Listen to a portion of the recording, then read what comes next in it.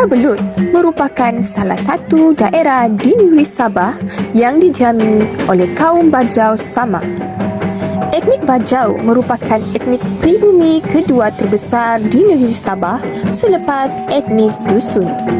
Kebanyakan daripada etnik Bajau adalah beragama Islam dan terbahagi kepada dua kumpulan, iaitu etnik Bajau yang menetap di pantai timur dan etnik Bajau yang menetap di pantai barat. Orang-orang Bajau mempunyai kemahiran menunggang kuda dan ini menjadikan etnik Bajau salah satu daripada etnik yang paling berjaya di negeri Sabah. Seperti kumpulan etnik yang lain, etnik Bajau juga terkenal dengan kepelbagaian dan keunikan adat dan budayanya. Sebagai contoh, baju pengantin lelaki dan wanita atau lebih dikenali sebagai badu sama yang memperlihatkan ciri-ciri keunikan adat Bajau Sama di Kota Belud.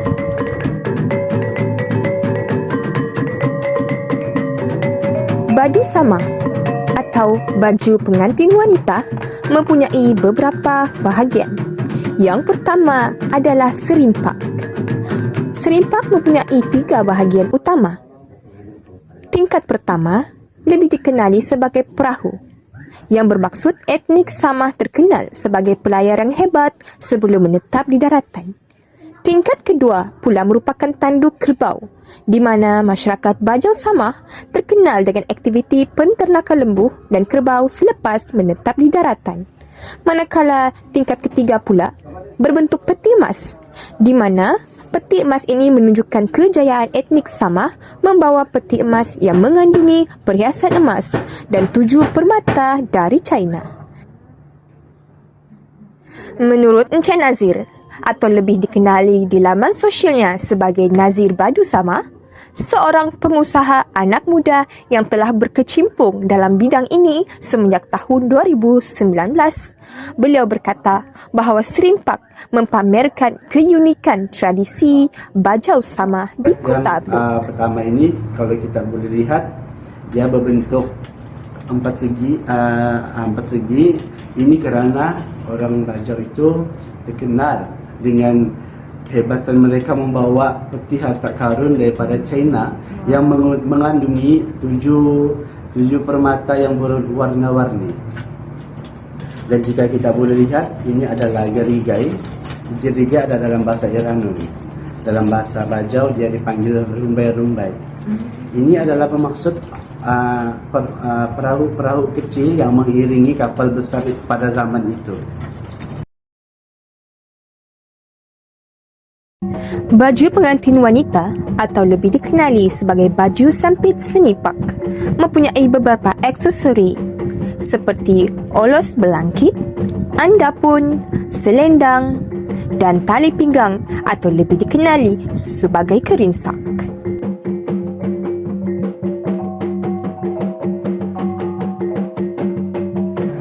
Pakaian wanita pula dipanggil badu sampit senipak. Ini kerana dia mempunyai potongan belahan di bahagian lengan yang berwarna hitam dan berwarna kuning di sini.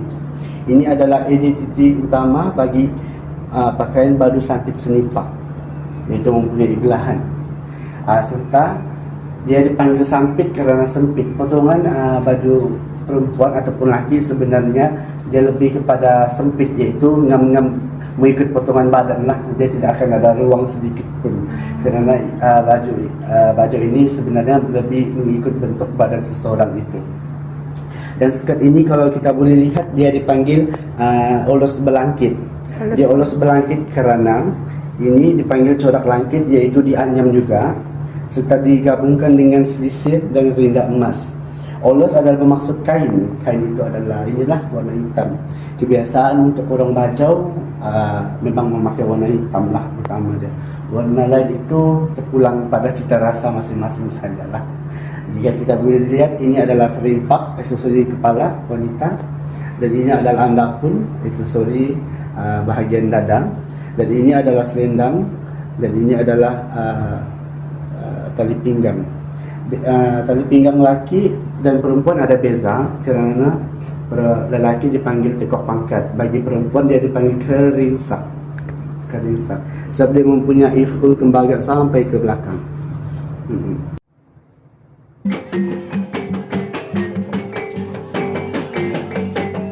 Bagi pakaian pengantin lelaki pula, terdapat beberapa aksesori seperti tanjak atau dikenali oleh masyarakat Bajau Sama sebagai podong, andapun, tali pinggang atau tikok pangkat, selendang dan seluar atau seluar. Tradisi bagi kaum lelaki dan ia dinamakan badu sampit sinipak ataupun badu sipak sahaja.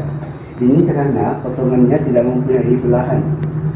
Ini tidak mempunyai belahan. Sebab lelaki dia lebih tujuannya untuk memakai ketika berperang ataupun berkuda pada zaman dahulu. Dan ini dipanggil seluar. Ini dipanggil mandapun.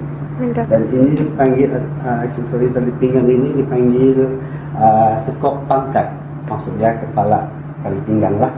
Dan ini dipanggil samping. Ini kita panggil podong.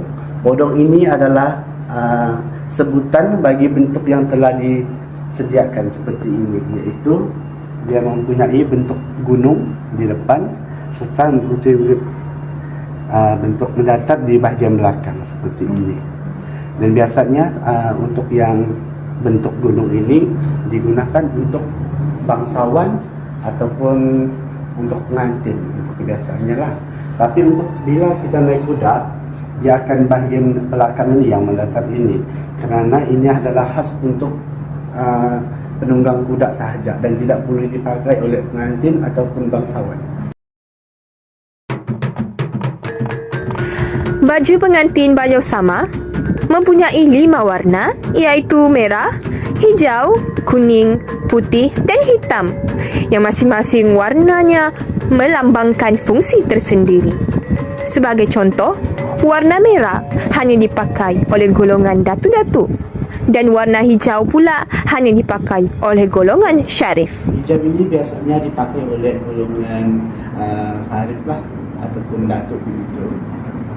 Ini kerana warna ini hanya dikhaskan untuk mereka saja yang mempunyai pangkat tersebut. Warna kuning ini jika pada masa-masa dahulu kala, kuning ini hanya dipakai oleh dayang saja dan dikhaskan untuk dayang-dayang sahaja. Namun sekarang dia sudah, orang bilang sudah terbuka lah, dan lelaki pun boleh pakai warna kuning. Bagi wanita, warna hitam ini mempunyai maksud tertentu, seperti ketika wanita datang bulan, mereka diharuskan untuk memakai baju warna hitam supaya lelaki ataupun orang lain tidak mengganggu mereka ketika waktu itulah, untuk menandakan mereka tidak boleh diganggu lah, seperti itu. Dan putih biasanya dipakai oleh penunggang-penunggang kuda sahaja lah. Sempangan mempunyai 3 corak, iaitu sarat 4, pucuk rebung dan kipas-kipas, dan kemudiannya dikecilkan menjadi selendang dan dipakaikan pada baju pengantin lelaki dan wanita.